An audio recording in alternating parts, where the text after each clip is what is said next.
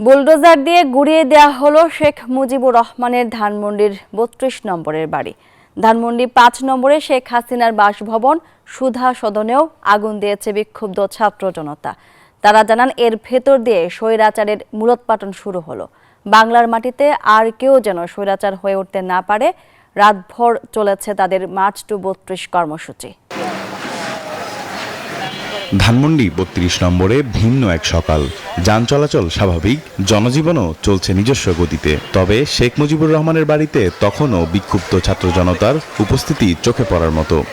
ইতিহাসের অনেক চিহ্ন বহনকারী এই বাড়িটি এখন ধ্বংসস্তূপে পরিণত হয়েছে, যার কারণ হিসেবে বলা হচ্ছে শেখ হাসিনার পূর্বের কৃতকর্ম।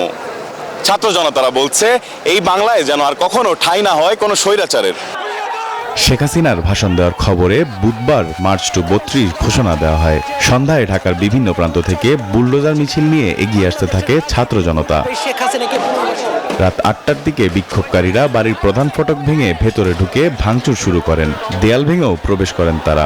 এখানে একটা বাড়ি ভাঙতে আসে নাই, বরং একটা ফেসিবাদের টুলস ভাঙার জন্য আসছে। ওনাকে দিয়ে অন্য দলগুলো যেন শিক্ষা পায়, যেন এই ধরনের কোনো ফেসিবাদ জানার সৃষ্টি না করে। রাত ৮টা ৪০ ভবনের ৩য় তলায় আগুন ধরিয়ে দেওয়া হয়। ছড়িয়ে পড়ে পুরো ভবনে। আগুন দেওয়া হয় পিছনে থাকা স্মৃতি জাদুঘরেও। এরপর লাঠি সোটা ও শাবল নিয়ে বাড়ির সীমানা প্রাচীর ভাঙা শুরু হয়। কিছুক্ষণ পর সেনাবাহিনীর একটি দল বাড়িটির সামনে গেলে বিক্ষোভকারীরা স্লোগান দিতে শুরু করেন। এক পর্যায়ে সেনাবাহিনীর দলটি সেখান থেকে মিরপুর রোডের দিকে চলে যায়। রাত 11টার দিকে একটি ক্রেন ও একটি এক্সকেভেটর এনে বাড়ি ভাঙা শুরু হয়। পরে যুক্ত হয় আরও কয়েকটি। ছোট মাসুম বাচ্চা পর্যন্ত মেরে ফেলছে, তারপরও তার বিন্দুমাত্র অনুশোচনা নাই।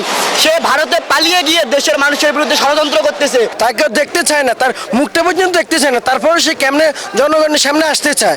ধানমন্ডি ৫ নম্বরে অবস্থিত শেখ হাসিনার বাড়ি সুধা সদনেও আগুন দিয়েছে বিক্ষুব্ধ ছাত্র জনতা। এছাড়াও ভেঙে ফেলা হয় ৩২ নম্বরের বাড়ি ঘিরে থাকা নানা স্থাপনা। ঋষাদ অর্ণব, নিউজ 24, ঢাকা।